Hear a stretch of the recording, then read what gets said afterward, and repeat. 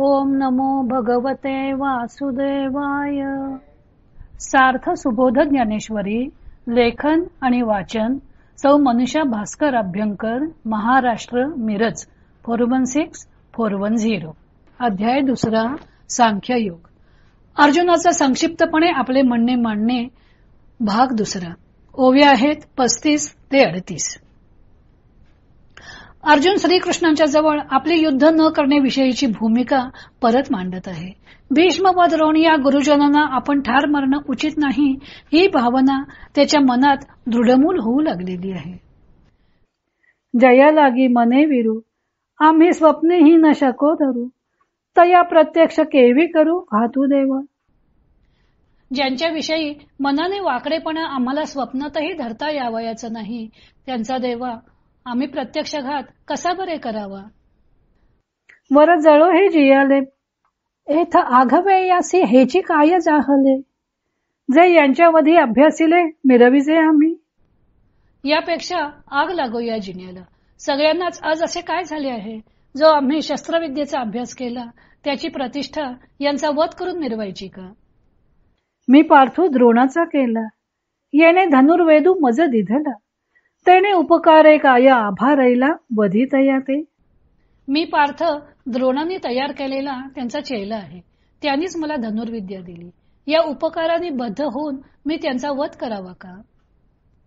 जेथीची या कृपा लाभिजे वरू, तेथेची मने व्यभिचारू, तरी काय मी भस्मासुरू अर्जुन म्हणे. अर्जुन म्हणाला, ज्यांच्या कृपेने वराची प्राप्ती करून घ्यावी त्यांच्यावरच मनाने उलटावे तर मी काय भस्मासूर आहे. गीतेमध्ये भीष्म व द्रोणांसारख्या पूजनीय व्यक्तींबरोबर मी उलटपणाने कसा लढू, असं म्हणून अर्जुनानं त्यांच्याविषयीचा पूज्यभाव प्रकट केला होता.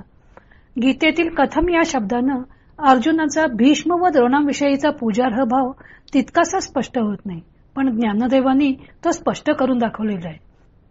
भीष्मांच्या बाबतीत तो मज बहुत भीष्म द्रोणांचे वर्तत असे एवढ्याच शब्दातून व्यक्त झाला होता, पण द्रोणांच्या विषयीचा पूज्यभाव मात्र विस्तारानं आणि उत्कटपणे ज्ञानदेवांनी वर्णिलेला आहे.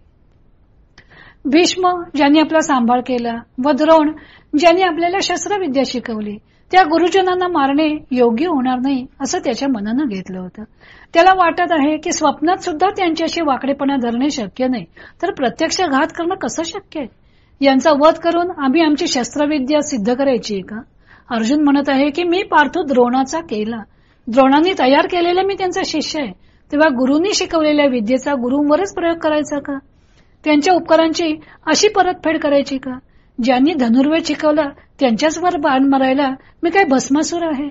ज्ञानदेवांनी अर्जुनाची भूमिका त्याच्या पातळीवर जाऊन मांडलेली आहे आणि त्याचं मनोगत स्पष्ट केलेलं आहे. त्यामुळे आपल्यालाही वाटत राहते की अर्जुनाची विचारसरणी योग्य आहे व श्रीकृष्णांना सुद्धा त्याचं मत खोडून काढता येणार नाही. ज्ञानदेवांचा अर्जुन श्रीकृष्णांना आपल्या म्हणण्याच्या पुष्ट्यर्थ भस्मासुराचा पौराणिक दाखला देतो.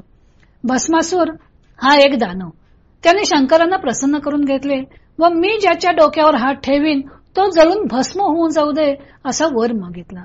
शंकर पडले भोळा साम, त्यांनी वर देऊन टाकला. नंतर तो शंकरांच्याच डोक्यावर हात ठेवण्यास निघाला. शंकरांची पळता भुई थोडी झाली. शेवटी ते भगवान विष्णूंच्याकडे आले. मग विष्णूंनी सुंदर स्त्रीचं रूप धारण केलं. भस्मासूर त्या मोहिनीला भुलला. ती नृत्य करीत असता तसेच आपणही नृत्य करू लागला. नृत्य करते वेळी मोहिनीने आपले हात आपल्याच डोक्यावर ठेवले. तिचे पाहून भस्मासुरानेही आपले हात आपल्या डोक्यावर ठेवले आणि जळून भस्म झाला. ज्या देवांनी वर दिला त्यांचेच भस्म करायला भस्मासूर निघाला होता. तसं अर्जुनाला वाटतं की ज्या गुरूंनी विद्या दिली त्यांच्यावरच शस्त्र चालवायला आपण काय भस्मासूर आहोत का. वास्तविक विचार केला तर यापूर्वीही गुरु द्रोण आणि भीष्म यांच्यावर पांडवांना अज्ञातवासात असताना शस्त्र उचलावं लागलं होतं. पांडवांचा विराट राज्यातील अज्ञातवासाचा काळ संपत आला होता. अज्ञातवासाच्या काळात पांडवांना जर दुर्योधनाने शोधून काढले असते तर ठरल्याप्रमाणे त्यांना पुन्हा 12 वर्षे वनवास व 1 वर्ष अज्ञातवासात राहावं लागलं असतं. त्यामुळे दुर्योधन जंग पछाडत होता. गुप्तचरांच्या साहाय्याने पांडवांचा शोध घेत होता, पण त्याला पांडव सापडत नव्हते. त्याच दरम्यान कीचक जो विराटाचा मेहुणा व सेनापती होता त्याची द्रौपदीवर वाईट नजर होती.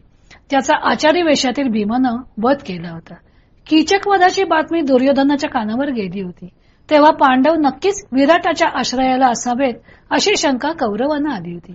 विराटाच्या राज्यात असलेल्या पांडवांना शोधून काढण्याची संमती भीष्म, द्रोण आणि कृप यांनी सुद्धा दिली होती. त्याप्रमाणे त्रिगर्त देशाचा राजा सुशर्मा याने दक्षिण दिशेकडून विराटाच्या गोधनावर हल्ला केला. अर्जुन तेव्हा बृहन्नडेच्या स्त्री वेशात विराटाच्या घरी विराट कन्या उत्तरा हिला नृत्य शिकवायला राहिला होता. त्यामुळे तो सोडून बाकीचे पांडव विराटाच्या मदतीला गेले. राजधानीत फक्त विराट पुत्र उत्तर आणि अर्जुन दोघच जण होते. विराट आणि पांडव सुशर्म्याशी लढाईत गुंतलेले असताना कौरवांनी विराटावर उत्तर दिशेने हल्ला केला.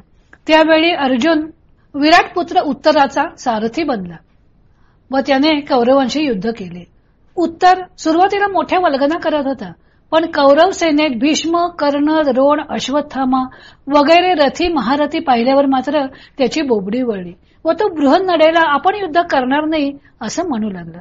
बृहन्नडेने समजावले तरीही उत्तर रथातून उतरून पळून जाऊ लागला. तेव्हा बृहन्नडा सुद्धा रथातून उतरली. तिने लाल रंगाची साडी नेसली होती. आपली लांब वेणी हलवत ती उत्तराचा पाठलाग करू लागली आणि तिने त्याला 100 पावलातच गाठलं.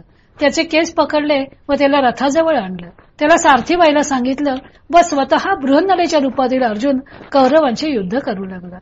त्या युद्धातही कर्ण, द्रोण, भीष्म, कृप मूर्छित होऊन पडले.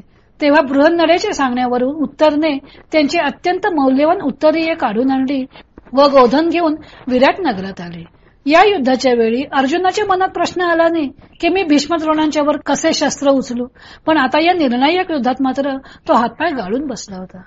अखिल शास्त्र संपन्न व प्रतिभा संपन्न अशा व्यासाने कौरव पांडवांचा इतिहास सांगून वाचकांची घटकाभर करमणूक करण्यासाठी काही महाभारत रचलं नव्हतं. महाभारतात जे नाही ते इतर कोठेही नाही अशी त्यांची प्रतिज्ञा होती. त्याप्रमाणे तत्वज्ञानाच्या दृष्टीने सुद्धा आपला ग्रंथ परिपूर्ण असावा अशा हेतूने त्यांनी भगवद्गीतेचा समावेश महाभारतात केला. तत्वज्ञान सुद्धा प्रासंगिक स्थळी योग्य दिसेल तिथंच सांगितलं पाहिजे. त्या दृष्टीने युधिष्ठिराच्या प्रथम राज्यकारभाराच्या वेळी कच्चित नीती, धृतराष्ट्रासाठी विदुर नीती व सनद सुजातीय तत्वज्ञान, शरपंजरी पडलेल्या भीष्मांकडून आपदधर्म, मोक्षधर्म, राजधर्म वगैरे भीष्म नीती वदवली होती. त्याचप्रमाणे तत्वज्ञानातील गूढ सिद्धांत व्यवहारात कसे आणायचे त्यासाठीचे तत्वज्ञान त्यांनी महाभारतीय युद्धाच्या वेळी श्रीमद भगवद्गीतेच्या रूपानं श्रीकृष्णांच्या तोंडून वदवलेलं आहे. पुढे ज्ञानदेवांच्या अर्जुनाने द्रोणाचार्यांची महती गायली आहे.